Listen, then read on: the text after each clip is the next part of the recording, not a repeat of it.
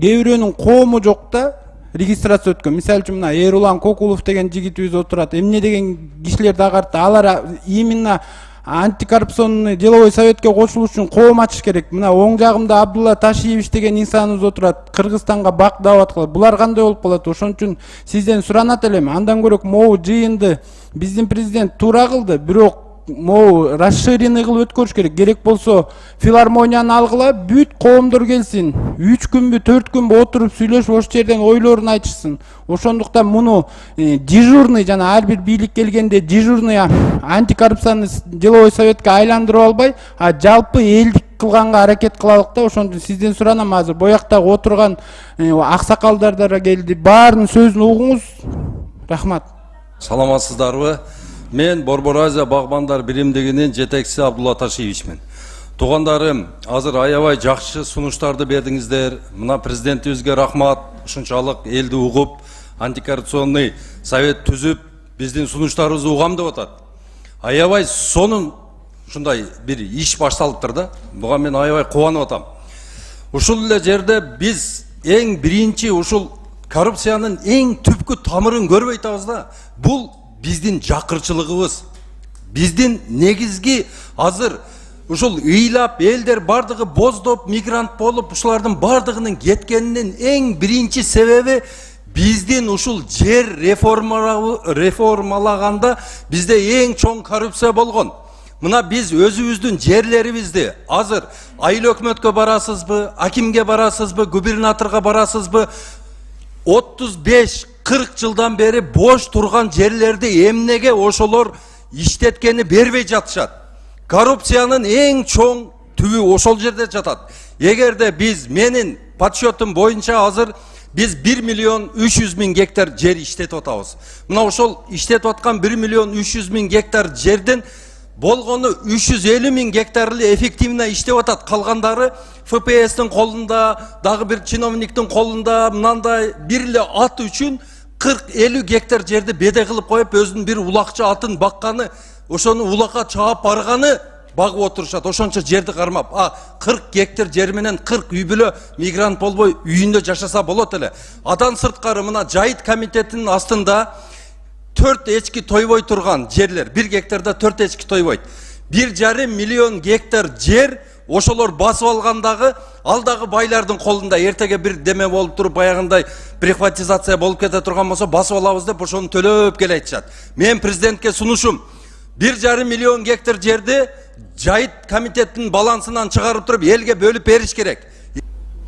Калыбек Жапаров бар. Коррупцияны кимдер жасайт? Албетте, мамлекеттик бийликтин 3 бутагы болгон мыйзам чыгаруу, аткаруу жана сот бийлигинин өкүлдөрү жасары талашсыз.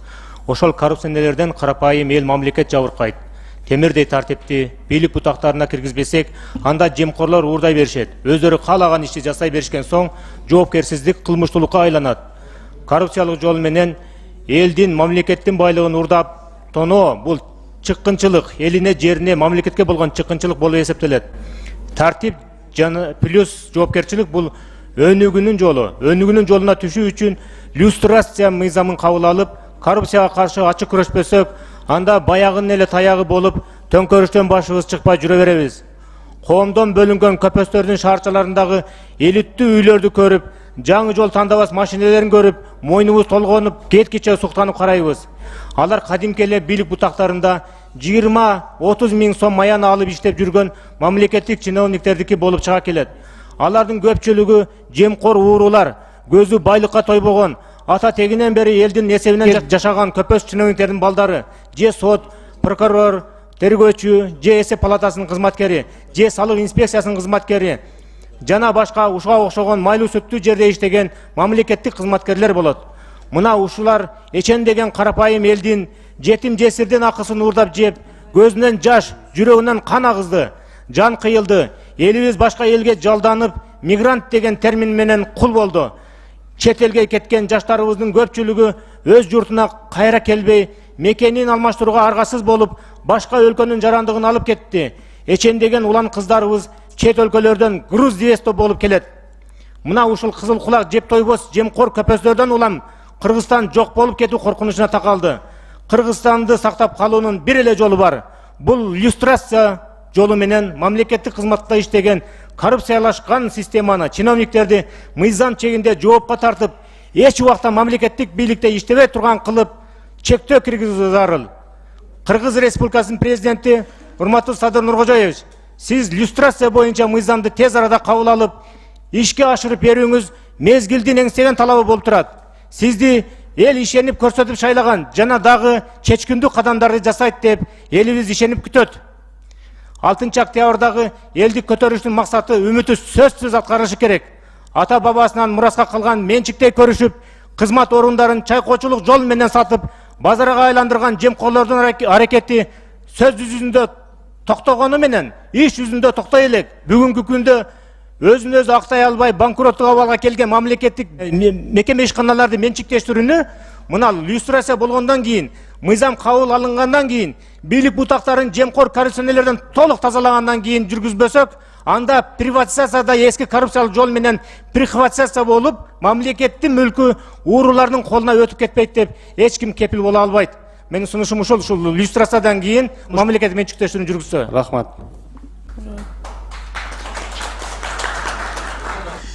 Лира Усубалиева. Урматтуу коомчулук, баарыңыздарга ыраазычылык жана таазим. Урматтуу Нурбалиевна, ушундай кыйын күндө өлкөдө аябай кыйынчылык болуп аткан учурда ушундай чоң жооптуу кызмат деп айтканга да болбойт. Бул чоң жоопкерчиликти алып ушул ишти алып барып атканыңызга секретариат баарыңыздарга чоң, сиздерге да ыраазычылык. Себеби дегенде азыр ушу коомчулуктун башын бириктирип иштеш деген бул кыйын эле адамдар ушуга макул болбосо, бул иш өтө оор жана жоопкерчиликтүү иш да. Анан коомчулук айтып кетейин дегеним, бул тынч отуруп ушу бүгүнкү күндөн жыйынтык чыгарып алсак жакшы болот эле. Себеби дегенде ар ким эки-экиден башын бириктирип алып эле эме туура эмес болуп атат да. Өзүңүздөрдү сыйласаңыздар, тынчтансаңыздар.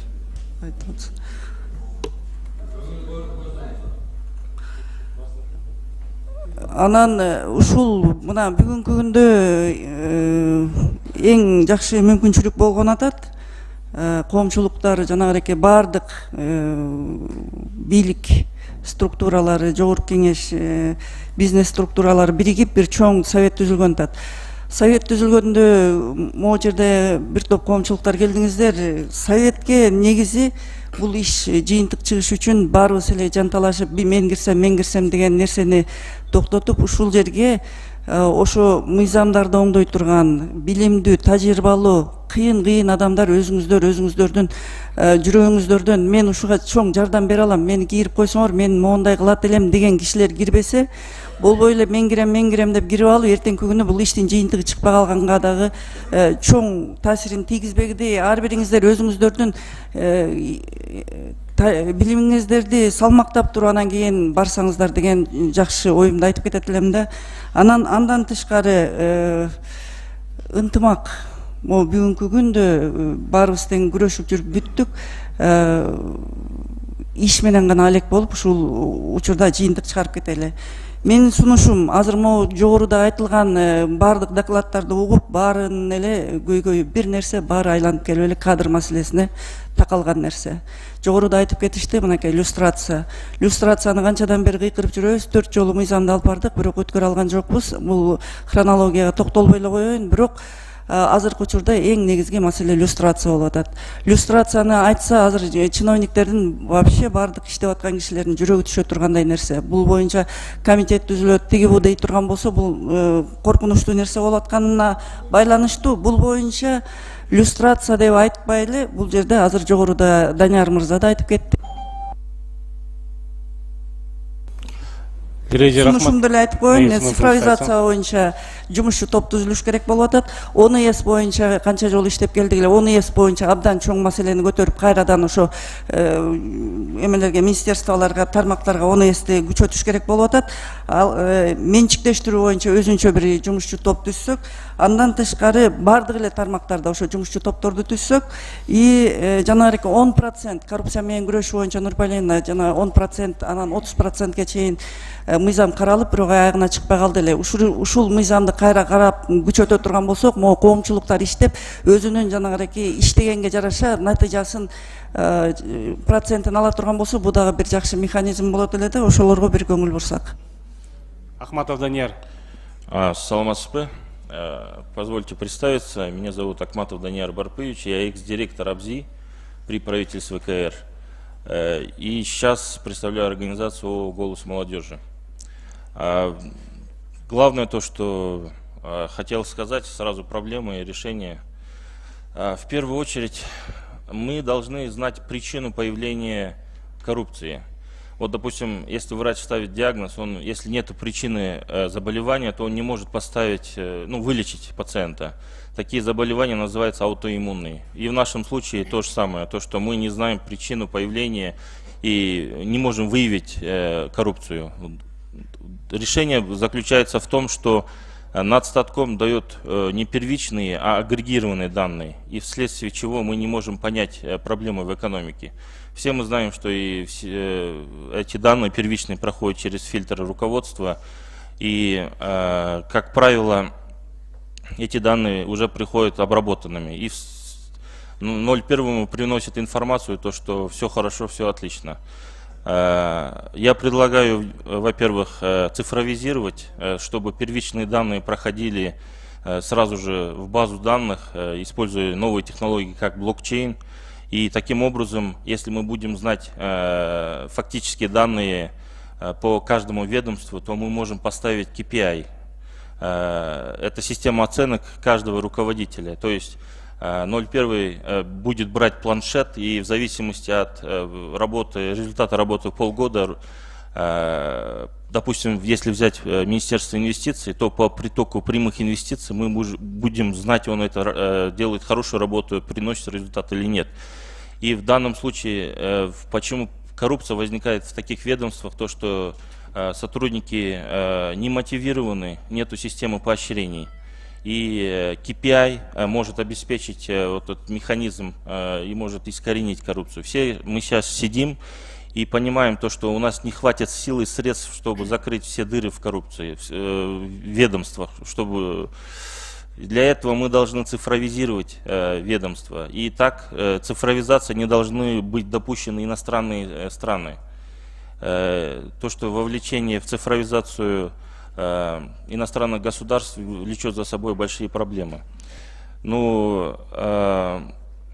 Вот самое главное, то, что я хотел сказать. Тилек Усупов. Чоң рахмат. Здесь хотел поблагодарить сразу же всех участников за то активное участие, которое мы принимаем здесь и обсуждаем. Потому что понятно уже, что все вот эти процессы, которые происходят, они уже неизменны. Уже дальше идем вперед, и я думаю, коррупция, она сама по себе отпадет. Почему коррупция процветает? Потому что есть спрос. А если есть спрос, значит есть предложение. А чтобы этого не было, надо это отсечь. А чтобы отсечь, это надо что сделать? Информационно надо подать информацию. Вот здесь вот спикер, прежде который сказал про блокчейн, да, я полностью согласен. Надо информационно, да, давить.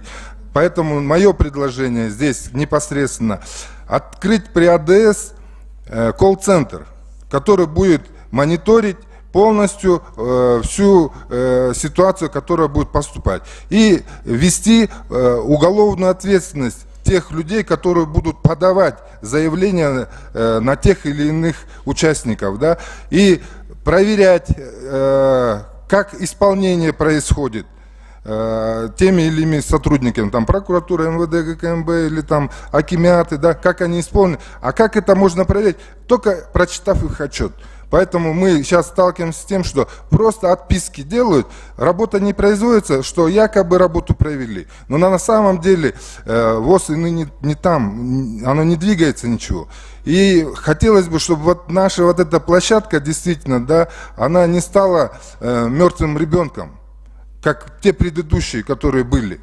Да, потому что здесь я вижу, надежда есть, да, теплится, но вот так вот убирать, что только вот коррупционером будут заниматься только коррупционеры, да, здесь надо мобилизовать весь наш народ. на борьбу с этим. Поэтому представительство, колл-центр, основной это момент вот такой, образование колл-центра, да, при всех пресс-секретарях, вот есть же пресс-секретари, которые, да, вот здесь вот заполнением информационного пространства дезинформации. Сейчас очень много дезинформацию дают, сливают. Чтобы вот это опровержение делать, нужен тоже какой-то орган. Поэтому мы должны ответственность внести, да, тех людей, которые принимают решения. Бүгүнкү күнү биздин мамлекетте укуктук жок. Өлкөлүк институттарда укуктук экстремисттер партиялык тизмемен келип жайлашып калганда саясий укуктук анклавдар түзүлүп калган. Алар теневой экономиканы крышевать этишип, мындайча айтканда, полностью элдик экономикага жол бербей атат. Элдик экономика неден түзүлөт? Мына эмгек мигранттар 10 жылдын ичинде 30-35 миллиард долларды социалдык тармакка түзмө-түз инвестиция кылат. Бирок мыйзам укуктук жакта бул нерсе каралган эмес. Эмгек мигранттарга укуктук социалдык статус бериш керек, социалдык инвестор деген. Муну караш керек. Ушуну мен добушка коем биринчиден.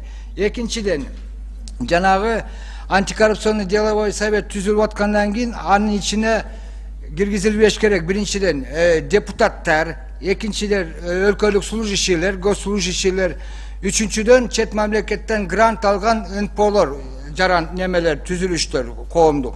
Себеби булар баары депутаттар мен госслужащийлер, булар являются агентами лоббирования теневой экономики, а коомдук уюмдар чет мамлекеттен алган каржылангандар.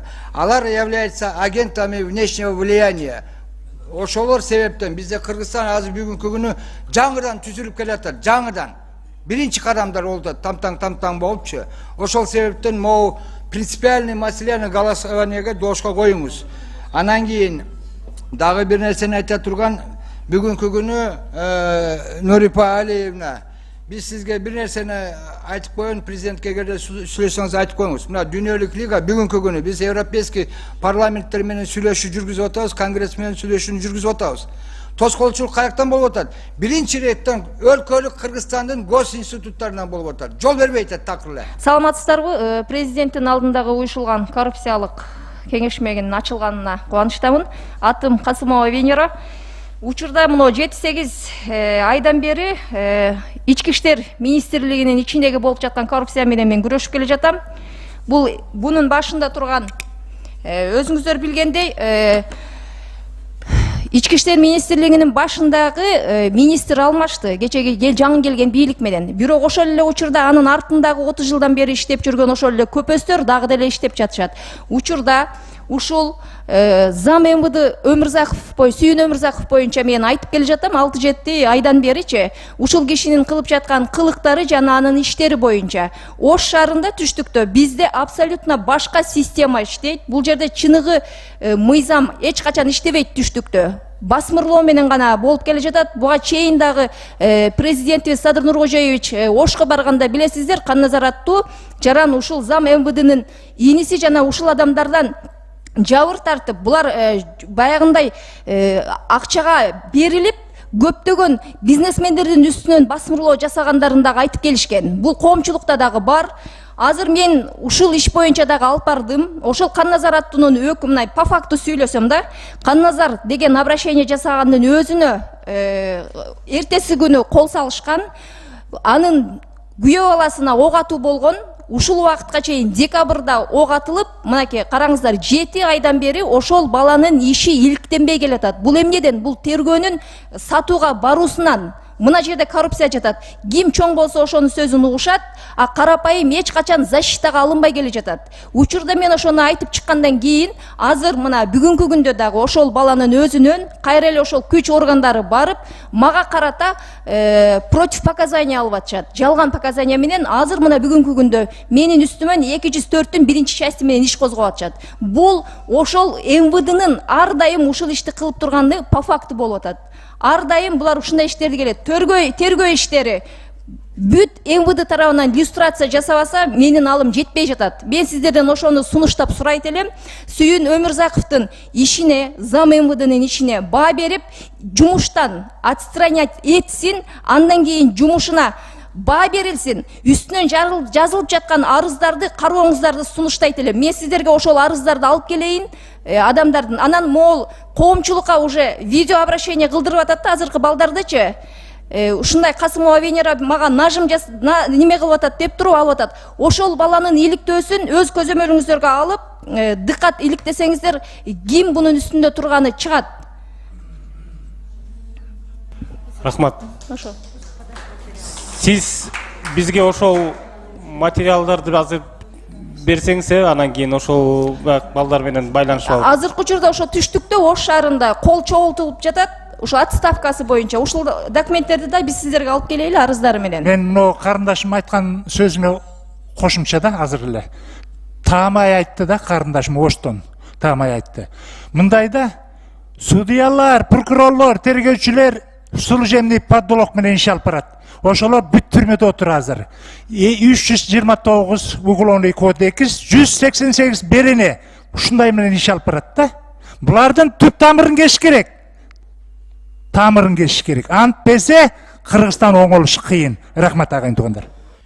Келерки сөз Муратов Сулайман. Бүгүнкү күнү ушунчалык болуп көрбөгөндөй укук коргоо органдары, аппарат президенти жана башкалардын баары тең элдин укугун тебейлеп жатат.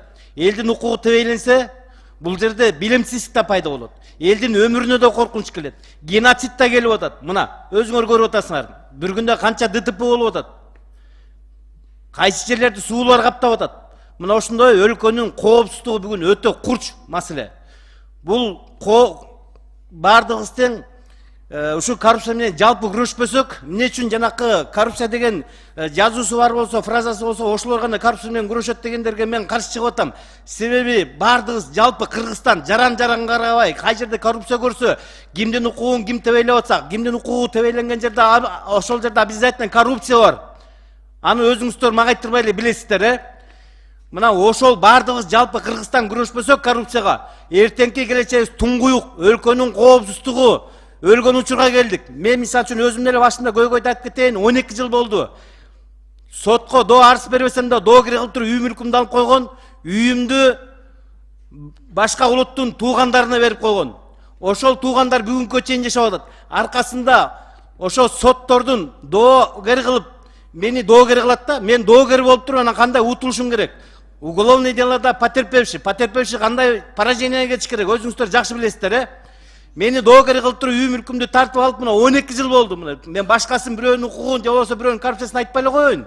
Ошол соттордун үстүнө бүгүнкү күнү кылмышы козголуп, 6 судьянын Чүй УКМКсы бүгүнкү мактанган менен, бирок ошону 2 жылдан бери еще Сооронбай Шарпиевичтин убагында козголгон иштерди бүгүнкү чейин соттордун үстүнөн сотко жеткирбей, ошолорго калкан крыша болуп отурат. Экинчиси, ушул соттор менин аркамдагы ушундай коррупциям ачылып кетпесин деп, мына бул жерде сиз туруп койсоңуз, ушу Багышев Азиз Урматович туруп койсоңуз жайыл районунан. Мына ушул киши Гамсумоодо иштеген. Ушул соттордун баары тең өлгөн адамдарга арыз жаздырып, жанагы разжигание менен, межнас менен мен үстүмө кылмыш козгоп попытка кылышкан, камап салганга. Потому что могу соттордун үстүнөн кылмышы козголуп, булар жоопкерчиликке тартылбаш үчүн. Сонушум, урматтуу туугандар, бүгүнкү күнү барыбыз тикеден тик туруп, прокурор менен, тергөөчүлөр менен, соттор менен күрөшүш керек. Коррупция жазагандар эмес, бүгүнкү күндөгү укук коргоо органдары менен күрөшүш керек. Укук коргоо органдары. Азыр бүт адам укугун тебелеп аткан укук коргоо органдары, сот, прокуратура, МВД, башкалар. Ал канчалаган адамдар жатат түрмөдө. Ал эми мына кече камалгандар кайра чыгып атпайбы? Акчаны төгүп берет да чыгып кетип атат. Эми төктүргөн жакшы, кустурганы.